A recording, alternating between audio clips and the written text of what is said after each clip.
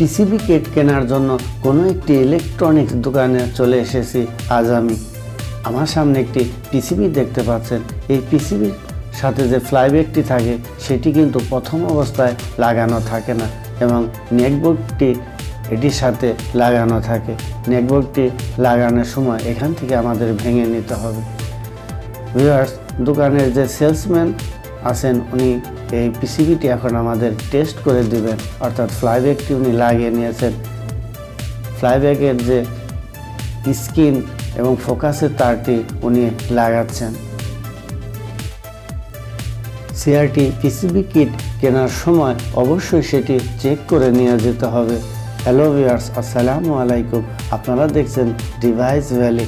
যারা আমার চ্যানেলে নতুন এসেছেন চ্যানেলটি অবশ্যই সাবস্ক্রাইব করে নেবেন এবং নতুন নতুন ভিডিও নোটিফিকেশন পাওয়ার জন্য পাশের বেল আইকনটি অন করে দিবেন। পিসিবি কিট কেনা থেকে শুরু করে এটি সেটিং পর্যন্ত যে বিষয়গুলো মাথায় রেখে কাজ করতে হয় সেই বিষয়গুলো আজ আমি আপনাদের মাঝে শেয়ার করব।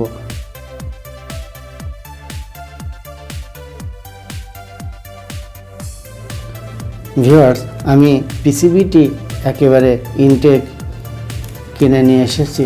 এখন এটি বাহির করে আপনাদেরকে দেখাবো।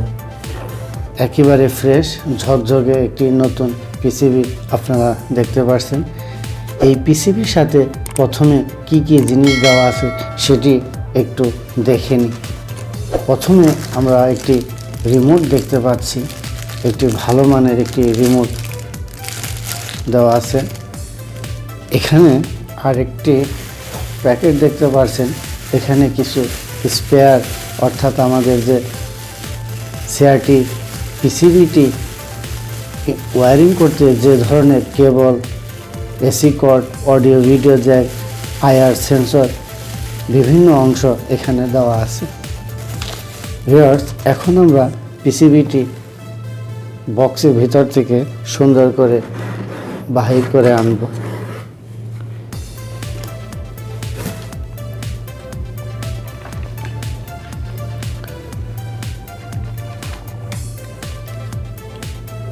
পিসিবিটি একেবারে ঝকঝকে চকচকে দেখতে পাচ্ছেন। আমি এখন এই পিসিবি সম্পর্কে আপনাদের স্টেপ বাই স্টেপ বলে দিচ্ছি। পিসিবি লাগানোর আগে যে বিষয়গুলো মাথায় রেখে কাজ করতে হয় সেই বিষয়গুলো এখন আমি পর্যায়ক্রমে আপনাদের মাঝে বলে দেব।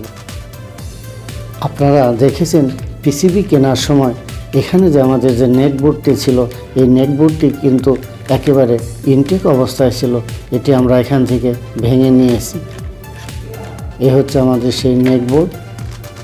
আর এখানে যে ফ্লাইব্যাকটি দেখতে পাচ্ছেন এই ফ্লাইব্যাকটি কিন্তু আমাদের এক্সট্রা থাকে, অর্থাৎ পিসিবিটি যখন প্যাকেট করা হয় তখন কিন্তু ফ্লাইব্যাক ছাড়া এটি প্যাকেট করা হয়ে থাকে। ফ্লাইব্যাক সহ এই পিসিবিগুলো যদি প্যাকেট করা হয় সেক্ষেত্রে পিসিবি ভেঙে যাওয়ার এক সম্ভাবনা থাকে বেশি। ভিউয়ার্স, যে বিষয়টি একটি সিআরটি টেলিভিশনের যে পিসিবি কিটটি আমরা লাগাবো সেক্ষেত্রে যে বিষয়টি সবচেয়ে বেশি গুরুত্ব দিতে হয় সেটি হচ্ছে এর যে ফিল্টার দেওয়া থাকে, অর্থাৎ এখানে দুইটি ফিল্টার ক্যাপাসিটার দেখতে পাচ্ছেন।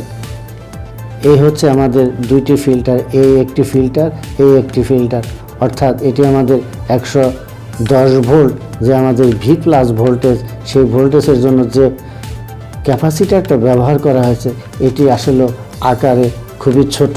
এটি আমাদের আরেকটু বড় এবং মোটা তাজা রেখে লাগালে আমাদের সার্কিটটি ভালো চলবে। এখানেও ঠিক সেই সমমানের, অর্থাৎ একটু বড় দেখে ফিল্টারটি লাগালে আমাদের সার্কিটটি ভালো চলবে, ভবিষ্যতে সমস্যা হওয়ার সম্ভাবনা কম থাকবে। এখানে যে হাই ভোল্টের অর্থাৎ 450 ভোল্টের যে ফিল্টারটি ব্যবহার করা হয়েছে এটি আমাদের ঠিক আছে। এখন যে বিষয়টি মাথায় নিয়ে কাজ করতে হবে সেটি হলো আমাদের এই সার্কিটের পিছনের যে লেআউট দেখতে পাচ্ছেন, অর্থাৎ কোম্পানি যখন এগুলো ম্যানুফ্যাকচারিং করে থাকে তখন এগুলোর যে সোল্ডারিং ব্যবহার করা হয়, অর্থাৎ যে ঝালাইগুলো দেওয়া হয়েছে এগুলো একটু ড্রাই থাকে। এই ড্রাইগুলো আমাদের রিসোল্ডারিং করে নিতে হবে।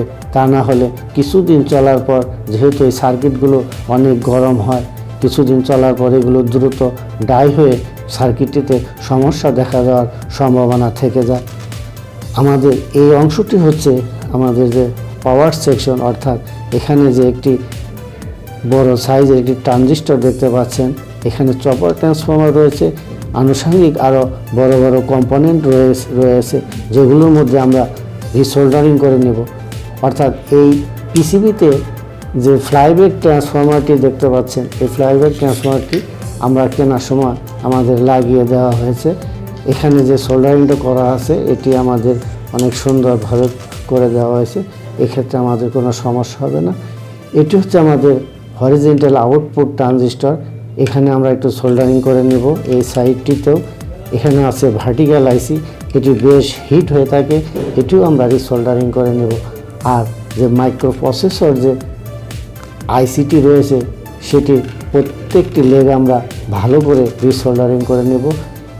অর্থাৎ আমাদের চোখ দিয়ে ভালো করে দেখে নিতে হবে যে কোথায় কোথাও ড্রাই আছে কিনা। যদি ড্রাই থাকে তাহলে সেটি আমরা ভালো করে সম্পূর্ণ পিসিবি রিসোল্ডারিং করে তারপর থিনার দিয়ে এটি আমরা ভালো করে পরিষ্কার করে নেব। তাহলে আমাদের সার্কিটটি দীর্ঘদিন ভালোভাবে থাকবে এবং ভালো কাজ করবে। ভিউয়ার্স, এইটি হচ্ছে এর টিউনার।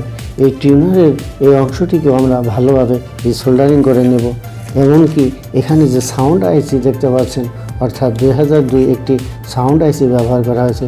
এই সাউন্ড আইসির আশেপাশে আমাদের ভালো করে রিসোল্ডারিং করে নিতে হবে। এমনকি পাওয়ার সাইটের যে ইনপুট অংশগুলো আছে, এই প্রধান যে বড় বড় এখানে পিন দেখতে পাচ্ছেন, এই পিনগুলো আমরা রিসোল্ডারিং করে নেব। ভিউয়ার্স, এটি হচ্ছে আমাদের নেক বোর্ড, যেটি পিকচার টিউবের গানে লাগানো থাকে। এখানে হচ্ছে আমাদের এটি হচ্ছে বেজ। এই বেজটি আমাদের খুব ভালো করে সোল্ডারিং করে নিতে হবে, যেহেতু এই অংশটি অনেক গরম হয়ে থাকে। গরম হলে এটি দ্রুত ড্রাই হয়ে যায় এবং ড্রাই হলে এটি সমস্যা দেখা দিতে পারে। এই অংশটিও আমরা ভালো করে রিসোল্ডারিং করে নেব। ভিউয়ার্স, সার্কিটটিতে যে আইসিটি ব্যবহার করা হয়েছে, আইসির নাম্বারটি আপনারা ভালোভাবে দেখতে পাচ্ছেন, 8873 CS। এটি হচ্ছে মাইক্রো প্রসেসর, অর্থাৎ আমাদের যে প্রধান আইসি। ভিউয়ার্স, এর যে ভার্টিক্যাল আইসিটি ব্যবহার করা হয়েছে সেটি হচ্ছে 78040। আর এখানে যে হরিজন্টাল আউটপুট ট্রানজিস্টর ব্যবহার করা হয়েছে, এটি হচ্ছে আমাদের হরিজন্টাল আউটপুট ট্রানজিস্টর। এটির নাম্বার হচ্ছে 16150। ভিউয়ার্স, এটি হচ্ছে আমাদের রেগুলেটর ট্রানজিস্টর, যেটির নাম্বার হচ্ছে 5804। ভিউয়ার্স, এখানে যে সকেটটি দেখতে পাচ্ছেন, এটি আমাদের ডিফ্লেকশন কয়েল ব্যবহার করার জন্য এই সকেটটি দেওয়া হয়েছে।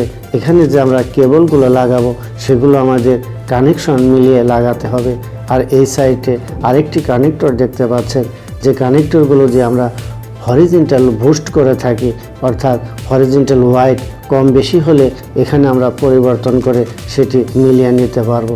সর্বশেষ যে বিষয়টি বলে নিচ্ছি, এই সার্কিটগুলো পাওয়ার দেওয়ার সময় অবশ্যই সিরিজ লাইন ব্যবহার করে এটি পাওয়ার দিয়ে দেখবেন।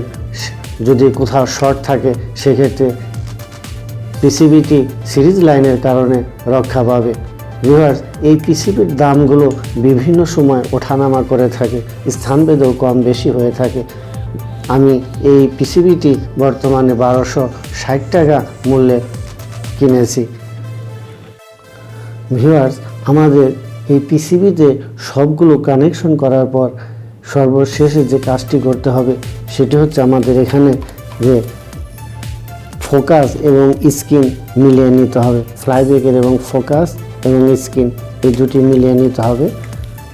সেই সঙ্গে এখানে যে একটি ভেরিয়েবল দেখতে পাচ্ছেন, অর্থাৎ টেলিভিশনে আমাদের যে 110 ভোল্ট V+ সেটি অ্যাডজাস্ট করে নিতে হবে। সেক্ষেত্রে আমাদের লাইটটি সঠিকভাবে কাজ করবে। ভিডিওর আমরা একেবারে শেষ পর্যায়ে চলে এসেছি।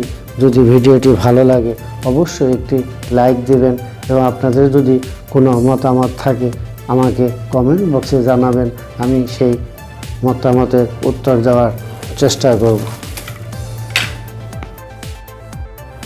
আজকের মতো এই পর্যন্তই।